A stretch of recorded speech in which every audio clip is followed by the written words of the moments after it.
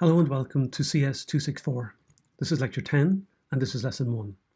In this lesson, we're going to have an introduction to LINQ and XML. In other words, we're going to look at how we can process XML within C# using LINQ. So the Microsoft documentation tells us that LINQ to XML provides this in-memory XML programming interface that leverages all of the .NET language capabilities, and in particular, the Language Integrated Query or LINQ framework. It's comparable to an updated and redesigned document object model for XML programming. If you're worried about not knowing some XML or don't remember the XML, you don't have to remember too many details about it in order to be able to follow this particular lesson. Similarly, if you don't understand too much about XML processing, it's really about traversing an XML tree, and you've done that kind of work already with HTML. For this lesson, you really need to remember that XML is just another markup language. In fact, it's the markup language in my mind that uses custom tags that can be nested and they can have attributes. A very simple example of XML markup for departments in our university could be this one here, where we have an outer tag called departments, and we have some inner tags called department that are nested, and these department tags have an attribute. In this particular case, they each have a faculty attribute that has a value, science and engineering, and each of the individual department tags have some value as well. So note that the elements that are, in other words, the one that are in tags, they can enclose other elements, and the elements may have attributes. That's the key part. If you get that, you're pretty much able to read the XML. In this example, the department elements each have one attribute, which is called faculty. Now, we could have designed it to look like this. For example, we could have had an outer XML tag called departments here, and within that we could have faculty that's nested, and within that we could have each department, and then we could give this particular faculty tag the attribute name, which would be science and engineering. So it gives the same information, but it's modeled differently. And I suppose sometimes the difficulties with understanding XML is, well, how do I model it? And really what matters is that if you change the model, you change the way you process that model. So there are recommendations and guidelines for how you model data, just like there were for JSON when we talked about that in CS230. We don't have time to go into it here again, but you could check out the W3 Schools article, which gives a really nice introduction on the topic, and it talks about when you would choose attributes and when you would choose nested elements. So we're interested in particular really in looking at how we can get C# programs to do our XML processing. So we can do this in lots of different ways. So we want basically to get the XML that looks like this into our C# program. So we could actually save it as a string and then work with the string and create an XML document object or an XML element object in our program from that string, or we could load a file, or we could actually manipulate and create XML element nodes directly within our program, and then construct XML trees. So we use a couple of objects to do this. One is called XElement, and that's an object that represents an XML element or a document. If it's a document, then it contains the root element of the XML tree. So we can create the X element in a variety of ways, and not surprisingly, they correspond to the different ways we talked about earlier. You can actually use the X element.parse to create an X element from a string. You can use X element.load to load a file, or you can actually create and manipulate, as I said, the X element object itself.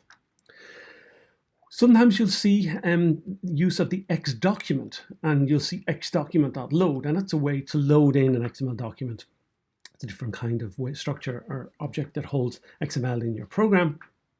And then, the documents contain elements, and depending on how you use the elements attribute or method associated with this particular object, then you might be accessing all your results as a single node, or you might be getting all the child nodes of the root nodes, and you'll see that how you process it can be quite different. You have to be sure how you want to process the document, and so but don't worry too much about this. If you look at the examples, you'll see, and it's pretty much described in this Microsoft reference document here. So what I've done is I've worked at all the various kinds of examples, and I've put them into a sample program for you.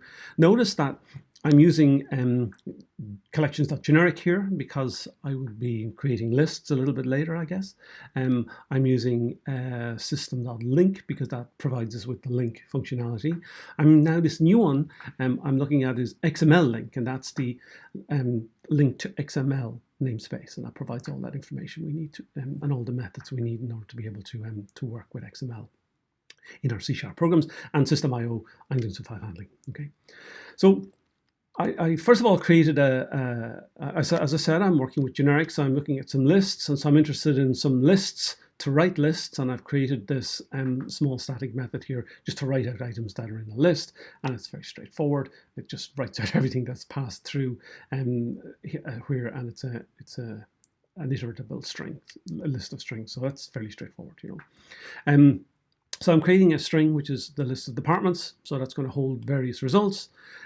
So now, first thing I'm doing is I'm using X_element and an XML document string. So I've created this string here, this kind of here document, and it's saved in a string called my_XML.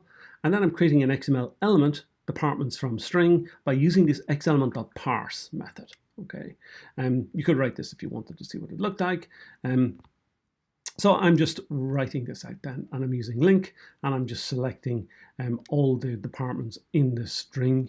Okay, I'm looking at all of the, let me get through here, yeah, because I'm saying that the departments from string is just going to be this X element that's parsed from the string. I'm iterating that, and I'm going to select from this all the descendant objects that are called department. And then I'm just going to add these to a list and then write that list. Okay, so let's quickly look and see how it works. So all of the rest of things do this, it works in the same way. So if I look at the program, here I have this program saved for you. I should have it open already in VS Code. Yes, and it's here. So it's the same program. I can run this program. And I'm writing lots of things here, okay? And so, you know, I'm writing everything from the string. So you'll notice that I also created a file, and I'm writing the information from the file, and I'm working from objects and so forth. So you can see I'm looking and working through all the different ways I can process the XML. Let's go back to the code. So here I'm interested in working with an X element from a file. So I've added the departments into an XML file, and I guess if it's here, we should be able to see I've saved this here, and it just contains the same information that was in that string earlier. So I'm getting the current directory, I'm getting the path to the file, and I'm just loading the file. And again, I'm iterating over the X element again just to get all the descendant objects. I'm interested in getting all the department names, and then I'm saving those to a list, and I'm writing those. So I can create XML directly by manipulating the X element. So here I'm actually creating an X element. So I'm saying this X element is a department from objects, and I'm creating an element called department. And then within that, I'm creating one called computer science, and I'm giving it an attribute. So you can see I can actually use X element and X attribute to create an XML string, and then I can just extract it in the same way as I did previously. So I can use an X document rather than X element. So so what I'm doing is I'm writing my XML that I had already to a file. So it's a very simple way of writing it to a file, an XML file. And now I'm loading this document. And again, I'm just iterating over this document again. Okay, so it's there's some issue there, and that's okay. But this time I'm actually looking at the XML doc.elements here, because I'm actually using an X document. Now we could actually look at XML doc.root.elements, and I'd like you to work through this yourself and look at the difference here. So you can uncomment these and see how it's different to access the root element or the nested elements and so forth. Okay, so that's it. I mean, if you go back to the program that's running, you should be able to play with this program yourself and see it for yourself. Okay, so it's all works nicely. So all the examples are there. So if you remember this, then you'll be fine. Okay, let's go back to the program. Okay, so if you want to create elements with attributes, you know, use X element with X attribute and empty elements, you can just straightforward do this and create an element with a department with an attribute. So we could create a new faculty, for example, a new department that's in a faculty, the arts and humanities. And you can also create a new element that doesn't contain anything, just an empty element as well. And I think I've given some examples of those in the output at the end here, so you can see those work as well. Okay, so very short lesson, which is an introduction to XML and LINQ processing of XML using C#. Okay, and you can see at the core of these are creating the elements and then using a LINQ query to be able to extract the elements. Okay. The next lesson will give some more information about creating and processing XML as well. Thank you very much for watching.